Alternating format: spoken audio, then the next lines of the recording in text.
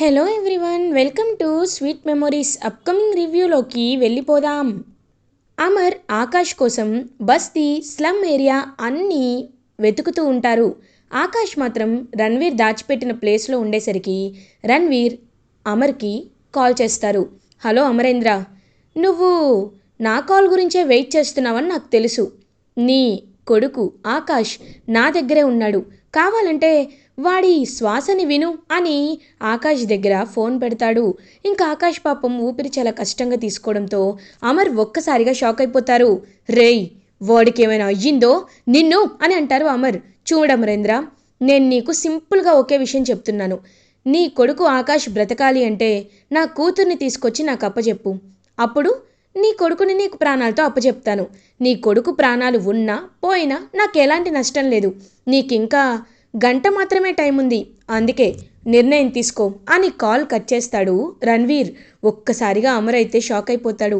ప్లేస్ని ట్రేస్ చేద్దామన్నా సరే ఇంకా చాలా ఇరుకు సందుల్లో చూపించేసరికి అలా రాథోడ్, ఇన్స్పెక్టర్ అండ్ అమర్ ముగ్గురు వెళ్ళి ఒక్కొక్క వైపు వెతుకుతూ ఉంటారు.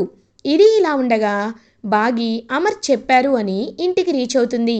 ఇంకప్పుడే అమర్ చెప్పినట్టు పిల్లల దగ్గరికి వెళ్ళి, పిల్లలు రెడీ అయ్యారా, బ్రేక్ఫాస్ట్ చేశారా అని అడుగుతారు. లేదు మిస్ అమ్మ, మాకేమీ తినాలనిపించట్లేదు, ఆకాష్ని చూడాలనిపిస్తుంది, ఒకసారి ఆకాష్ దగ్గరికి తీసుకువెళ్ళావా మిస్ అమ్మ అని అడుగుతుంది అంజు. ఆకాష్కి ఇప్పుడు కొంచెం రెస్ట్ కావాలి అన్నారు, మమ్మల్ని కూడా లోపలికి ఎలౌ చేయట్లేదు, అందుకే మేము ఆకాష్ దగ్గరికి వెళ్ళట్లేదు. ఇదిగో మీకోసమే నేను ఇంటికి వచ్చాను. మీరేమీ కంగారు పడకండి, బుద్ధిగా బ్రేక్ఫాస్ట్ చేసి హ్యాపీగా చదువుకోండి, లేకపోతే ఆడుకోండి, సరేనా అని పాపం బాగి ముగ్గురు పిల్లలకి ధైర్యం చెప్తుంది. కరెక్ట్గా అప్పుడే ఇంకా అలా అన్ని సామాన్లు లోపల పెడుతూ ఉంటే మెడిసిన్ బాక్స్ అనేది కనబడుతుంది బాగీకి. ఇదేంటి మెడిసిన్ బాక్స్ ఇక్కడుంది అంటే ఇది హాస్పిటల్లో ఉండాలి కదా. మై గాడ్, ఒకవేళ ఆకాష్ దొరికిన ఈ మెడిసిన్ ఖచ్చితంగా ఇవ్వాలి కాబట్టి నేను వెంటనే వెళ్ళాలి అని ఆ బస్తీకి మెడిసిన్ బాక్స్తో హుటాహుటిన బయలుదేరుతుంది బాగి. అంజు, మిస్ అమ్మ ఎక్కడికి వెళ్తున్నావు అని అంటారు. ఇదిగో ఈ మెడిసిన్ ఆకాష్కి చాలా ఇంపార్టెంట్, అందుకే వెళ్తున్నాను, నువ్వు జాగ్రత్తగా ఉండు అని చెప్పి ఇంకా అలా అక్కడి నుండి బయలుదేరుతుంది హుటాహుటిన బాగి. ఇది ఇలా ఉండగా రణ్వీర్, అవును కొత్త నంబర్ నుండి మనోహరి కాల్ చేయమంది కదా, నేనేంటి మర్చిపోయాను, కాల్ చేస్తాను అని బాగీకి మనోహరికి రణ్వీర్ కాల్ చేస్తాడు. కరెక్ట్గా అప్పుడే మనోహరి ఇంకా వాష్రూమ్లో స్నానం చేస్తూ ఉండడంతో కాల్ లిఫ్ట్ చేయదు. ఆడుకుంటున్న అంజు ఏంటి ఫోన్ రింగ్ అవుతుంది అని అలా ఇంకా రూమ్కి వస్తుంది. మనోహరి ఏమో ఫోన్ మామూలుగా తీసే పరిస్థితిలో లేదు కాబట్టి ఇంకా అలా అంజు ఎవరిది నంబరు అని కాల్ లిఫ్ట్ చేస్తుంది. హలో అని అనేలోపు, హలో మనోహరి, నువ్వు చెప్పినట్టే ఆకాష్ని బస్తీలో దాచిపెట్టాను, అది మాత్రమే కాదు, ఇదిగో ఇప్పుడే అమరేంద్రతో డీల్ కూడా మాట్లాడాను, ఖచ్చితంగా మన పాప ఇస్తేనే ఇస్తానని చెప్పారు, కాబట్టి నువ్వేమీ కంగారు పడద్దు మనోహరి, కొత్త నంబర్ నుండి కాల్ చేయమన్నావుగా, అందుకే కాల్ చేశాను, నేను బస్తీలో ఈ ఏరియాలో ఉన్నాను అని చెప్పి కాల్ కట్ చేస్తాడు రణ్వీర్.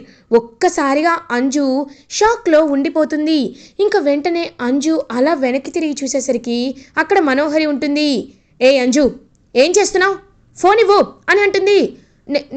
నేను ఇవ్వను, నేను ఈ విషయాన్ని వెంటనే మిస్ అమ్మతో చెప్పాలి అని అంటారు.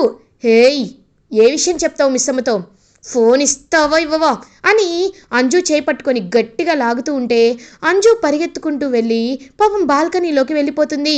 అంజు, మర్యాదగా ఫోన్ ఇవ్వు, లేకపోతే నేనేం చేస్తానో నాకే తెలీదు అనేసరికి, లేదు మీరు చెడ్డవాళ్ళు, మీరు మంచివాళ్ళు కాదు, రణ్వీర్ అంకుల్తో ఆకాష్ని కిడ్నాప్ చేయిస్తారా, నిన్న రాథోడ్ కిడ్నాప్ అన్నప్పుడే నాకు డౌట్ వచ్చింది, ఇప్పుడు కన్ఫర్మ్ అయింది, ఈ విషయాన్ని ఎలా అయినా డాడీతో మిస్ అమ్మతో చెప్తాను అనేలోపు, ఏయ్ ఫోన్ ఇవ్వవే అని లాక్కుంటుంటే గట్టిగా ఇంకా అంజు మనోహరిని తోసేస్తుంది.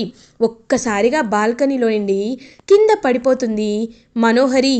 ఇంకా వెంటనే పాపం బాగా అంజుకి బ్రెయిన్ అనేది బ్లాక్ అయిపోతుంది. ఇంకా అలా వెంటనే ఫోన్ తీసుకొని బాగీకి కాల్ చేస్తుంది. బాగీ ఆటోలో కరెక్ట్గా బస్తీకి రీచ్ అవుతూ ఉంటే, హలో ఏంటి మనోహరి అని అంటుంది. మిస్ అమ్మ, నేను మిస్ అమ్మ, మనోహరి ఆంటీ, రణ్వీర్ అంకుల్ ఇద్దరు కలిసి ఆకాష్ని కిడ్నాప్ చేశారు, ఇప్పుడే అంకుల్ ఫోన్ చేశాడు. ఫోన్ చేసి బస్తీలో ఈ స్ట్రీట్లో దాచిపెట్టానని చెప్పాడు మిస్ అమ్మ అని అంటుంది అంజు. ఒక్కసారిగా బాగా షాక్ అయిపోతుంది. సరే, నేను ఇప్పుడే వెళ్తున్నాను. అంజు, నువ్వు మనోహరికి కనబడకుండా డోర్ లాక్ చేసుకొని కూర్చో. మనోహరికి అస్సలు దొరకద్దు. పిల్లలందరినీ కూడా నువ్వే తీసుకువెళ్ళు, సరేనా అని చెప్పి ఇంకా అలా పిల్లలందరూ కలిసి డోర్ లాక్ చేసుకొని ఉండమని చెప్తుంది బాగి. పిల్లలందరూ అలాగే మనోహరి కంట పడకుండా డోర్ అనేది లాక్ చేసుకొని ఉంటారు. బాల్కనీలో ఉండి కింద పడిపోవడంతో మనోహరి కాల్ అనేది విరిగిపోతుంది. ఇంకా మనోహరిని హుటాహుటిన హాస్పిటల్కి తీసుకువెళ్తుంది చెంబా. ఇది ఇలా ఉండగా బాగి బస్తీకి రీచ్ అవుతుంది.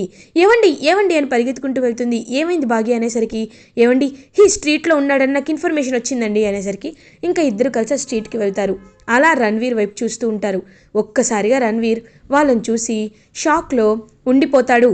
వెంటనే ఇంకా రణ్వీర్ని అమర్ గట్టిగా కొడుతూ ఉంటే బాగి ఏమో ఆకాష్ వైపు చూస్తూ, నాన్న ఆకాష్ నీకేం కాదు అని డాక్టర్కి కాల్ చేసి అంబులెన్స్కి కాల్ చేస్తారు. ఇంకా వెంటనే అంబులెన్స్లో డాక్టర్ కూడా వస్తారు. ఆకాష్ని బాగి కాపాడి అంబులెన్స్ ఎక్కించేసరికి ఇంకా అలా డాక్టర్ అయితే ఆ ఇంజెక్షన్ని ఆకాష్కి ఇంజెక్ట్ చేస్తారు. ఆకాష్ సేవ్ అవుతాడు. అమర్ రణ్వీర్ కాలర్ పట్టుకొని, యూ చీట్, ఫ్రాడ్, ఎంత దుర్మార్గుడివిరా నువ్వు, చీ, నీలాంటి వాడి దగ్గర నా కూతురు ఉండకూడదు, నిన్ను జైలుకే పంపించాలి అని గట్టిగా ఈడ్చి కొట్టి ఇంకా జైలుకి పంపించి రణ్వీర్ని అరెస్ట్ చేయిస్తారు అమర్. ఇంకా అలా అమర్ బాగి అయితే చాలా హ్యాపీగా ఫీల్ అవుతారు. మనోహరి మాత్రం ఇంకా అలా హాస్పిటల్లో జాయిన్ అవుతుంది. అప్పుడే కరెక్ట్గా అమర్ బాగి కూడా హాస్పిటల్కి వస్తారు. ఇంక వెంటనే అలా మనోహరి కూడా ఇక్కడే జాయిన్ అయిందని చెంబా ద్వారా తెలుసుకుంటాడు అమర్. అదేంటి మనోహరికి ఏమైంది అని అడుగుతారు. సార్ అంటే బాల్కనీ నుండి కింద పడిపోయారు సార్ అని అబద్ధం చెప్తుంది చెంబా. ఓ మనోహరి జాగ్రత్తగా ఉండాలి కదా అని అంటే, చూసుకోలేదు అమర్ అని అంటుంది. సరే నువ్వు జాగ్రత్త, ఆకాష్కి ఇప్పుడంతా ఓకే అని అంటారు. ఇంకా కోపంగా చూస్తూ ఉంటుంది మనోహరి. ఇది ఇలా ఉండగా ఈవినింగ్ అవుతుంది. ఇంకా అలా ఆకాష్కి సెకండ్ డోసేజ్ కూడా ఇస్తారు. రేపటికల్లా బాబుని డిశ్చార్జ్ చేస్తాం, మీరు ఇంకా ఎలాంటి కంగారు పడాల్సిన అవసరం లేదు అని చెప్పడంతో చాలా అంటే చాలా హ్యాపీగా ఫీల్ అవుతారనమాట అమర్ అండ్ బాగి. ఇంక వెంటనే బాగి వైపు చూస్తూ ఉంటాడు Amar. Thank you so much Baagi, నువ్వు సమయానికి మెడిసిన్ తీసుకురాకపోయి ఉంటే నిజంగా తను ఎలా ఉండేవాడో అని నాకు చాలా అంటే చాలా బాధగా ఉంది. థ్యాంక్ యూ సో మచ్ అని పాపం అలా ఎంతో హ్యాపీగా హక్ చేసుకొని థ్యాంక్స్ చెప్తారు అమర్ బాగీకి. బాగి చాలా అంటే చాలా హ్యాపీగా ఫీల్ అవుతుంది. ఇంకా అలా మార్నింగ్ అవ్వగానే ఆకాష్ని డిశ్చార్జ్ చేసి ఇంటికి తీసుకువెళ్తారు. ఆకాష్ వచ్చినందుకు పిల్లలందరూ చాలా హ్యాపీగా ఉంటారు. మనోహరి ఇంటికి వచ్చినందుకు అంజు మాత్రం సైలెంట్గా ఉంటుంది. ఇంకా అలా అంజు వైపు చూస్తూ ఉంటుందన్నమాట మనోహరి. ఇంకా అలా అందరూ నార్మల్ అయిపోయేసరికి వెంటనే మనోహరి అంజు దగ్గరికి వచ్చి, చూడంజు, నువ్వు విన్నది చాలా అంటే చాలా పెద్ద మ్యాటర్. నువ్వు గనక నిజం బయటకి చెప్పావో అని అంటారు. ఏ నిజం చెప్పాలి? నేనే నిజం చెప్పను, కానీ మా డాడీకి తప్ప నేను ఎవరికి చెప్పను అని పరిగెత్తుకుంటూ బాగి వస్తుంది. ఒక్కసారిగా అలా ఇంకా షాక్లో ఉండిపోతుంది మనోహరి. హేయ్ అంజు అంజు ఆగు అని అనేసరికి డాడ్ మీకు ఒక విషయం చెప్పాలి డాడ్ అని అంటారు. ఏంటో చెప్పు అని అంటారు. అది కాదు డాడ్, అది మీకు ఒక నిజం చెప్పాలి డాడ్, మనోహరి ఆంటీ అని ఇంకా అలా అంజు చెప్పబోతుంటే బాగి, అంజు ఏమైంది అంజు అని అంటారు. అది కాదు మిస్ అమ్మ అనేలోపు, అంజు ఒకసారి రా అని పక్కకి తీసుకువెళ్ళి, అంజు నీకే విషయం తెలిసింది అని అడుగుతారు. అది కాదు, నేను నిజం చెప్పాలనుకుంటున్నాను. Manohari aunty, Ranveer uncle wife and husband. ఈ విషయాన్ని డాడీతో ఎలా అయినా చెప్పాలి. ఆకాష్ని కిడ్నాప్ చేయించింది కూడా మనోహరి ఆంటీనే మిస్ అమ్మ అని అంటారు. కదా, అలాంటి ఆవిడకి శిక్ష పడాలి కదా అని అంటుంది బాగి. అవును, శిక్ష పడాలి, కానీ ఎలా మిస్ అమ్మ? డాడ్కి చెప్తే శిక్ష పడుతుంది కదా అని అంటారు. కరెక్టే, కానీ దానికి కొంచెం టైం ఉంది. తన్ని ఖచ్చితంగా ఇంట్లోండి బయటికి గెంటేసే రోజు ఒకటంటూ వస్తుంది. నేను కూడా ఇంట్లోండి బయటికి వెళ్ళడానికి కారణం ఆ మనోహరినే. కాబట్టి తను చేసిన పాపాలన్నిటికీ ప్రాయశ్చిత్తం జరగాలి అంటే మనం ఇంకొంచెం సాక్ష్యాలని తీసుకోవాలి అని ఇంకా అలా అంజుని కవర్ చేస్తుంది బాగి. ఇది ఇలా ఉండగా నెక్స్ట్ డే మార్నింగ్ అవుతుంది. మనోహరి అలా ఇంకా కాలు నొప్పితో బాధపడుతూ ఉంటే అప్పుడే అక్కడికి అంజు వస్తుంది. ఏంటి మనోహరి ఆంటీ, మీరు కాలు బాగా నొప్పిగా ఉన్నట్టుంది, అయినా నా దారికి అడ్డొస్తే నేనేం చేస్తాను మీకు తెలీదా అని అంటుంది. ఏయ్, ఇంత లేవు ఏంటే, ఎక్కువ మాట్లాడుతున్నావు అని అంటుంది. అవును, మీరు చేసే పనులు బట్టే మీకు ఇచ్చే రెస్పెక్ట్ అంటూ ఉంటుంది అని చాలా గట్టిగా సమాధానం చెప్తుంది అంజు. కరెక్ట్గా అప్పుడే ఇంకా అమర్, మనోహరి, నేను గుడికి వెళ్తున్నాను, బాగి ఆకాష్కి అంతా బాగుంటే గుడికి వస్తామని మొక్కుకుంది, అందుకే మేము గుడికి వెళ్ళి వస్తున్నాం, నువ్వు జాగ్రత్తగా ఉండు, యాదమ్మా మనోహరిని జాగ్రత్తగా చూసుకో అని ఇంకా గట్టిగా చెప్పేసరికి అలా ఇంకా అమర్, బాగి, పిల్లలు అందరూ కలిసి గుడికైతే బయలుదేరుతారు. ఇంకా అలా అమర్, బాగి వాళ్ళందరూ గుడికి వెళ్ళగానే అక్కడ బాగీని ఎవరైతే మోసం చేస్తారో ఆ పంతులు ఉంటారు. ఒక్కసారిగా ఆ పంతుల్ని చూసి అలా షాక్లో ఉండిపోతుంది బాగి. ఇంకా పంతులు కూడా బాగీని చూసి దూరంగా వెళ్ళిపోతూ ఉంటాడు. వెంటనే ఇంకా అలా అమర్ చూస్తూ ఉంటారనమాట ఆ పంతుల వైపు. పంతులు గారు మీరు అననేలోపు ఇంకా అలా బాబు బాగున్నారా అని చెప్పి అక్కడి నుండి వెళ్ళిపోతూ ఉంటాడనమాట పంతులు గారు. పంతులు గారు ఆగండి అని అంటుంది బాగి. ఒక్కసారిగా ఇంక పంతులు గారు అలా ఆగిపోతారు. అంటే అమ్మ అది అని అనేలోపు, చూడండి, మీరు నాకు నిజం చెప్పాలి, మా ఆయన ముందే నిజం చెప్పాలి, ఎవరు మీరు, ఏం చేశారు, ఆరేళ్ల క్రితం ఏం జరిగిందో అన్నీ అన్ని నిజాలు మీరే చెప్పాలి అని అనేసరికి ఇంకా ఒక్కసారిగా అలా పంతులు గారు అయితే షాక్ అయిపోతారు. బాగి, ఏ నిజాలు చెప్పాలి అని అడుగుతారు. ఏవండి, మీకే తెలుస్తుంది కదా, ఖచ్చితంగా తెలుస్తుంది అని ఇంకలా బాగి అయితే చూస్తూ ఉంటుంది. వెంటనే బాగి వైపు చూస్తూ ఉంటారు అమర్. బాబు, నేను నీకు నిజం చెప్తున్నాను బాబు, నాకు నాకు మనోహరినే డబ్బులిచ్చి జాతకంలో దోషం ఉందని, అమ్ము ప్రాణాలు కాపాడాలి అంటే చిన్న పాప దూరంగా ఉండాలి అని, 7 ఏళ్ళు వనవాసం చేయాలి అని చెప్పారు బాబు, అందుకే నేను ఇలా చేశాను బాబు అని ఇంక మొత్తం దొంగ జాతకం వల్లే బాగి ఇంట్లోండి దూరం అయ్యింది అనే నిజాన్ని చెప్పేస్తారు అందరికీ. ఇంకా ఒక్కసారిగా అమర్ అది విని షాక్లో ఉండిపోతారు. ఇంకా అలా చూస్తూ బాగి వైపు, నిజంగా నేను నువ్వు ఎందుకు వెళ్ళిపోయావా అని ఇన్నాళ్ళు ఆలోచించాను బాగి, కానీ ఇప్పుడు అర్థమైంది నువ్వు ఎందుకు వెళ్ళిపోయావో. ఐఎమ్ సారీ బాగి అని పాపం అలా బాగి వైపు చూస్తూ ఇంకా బాగి వెళ్ళిపోవడానికి కారణాన్ని తెలుసుకుంటారు.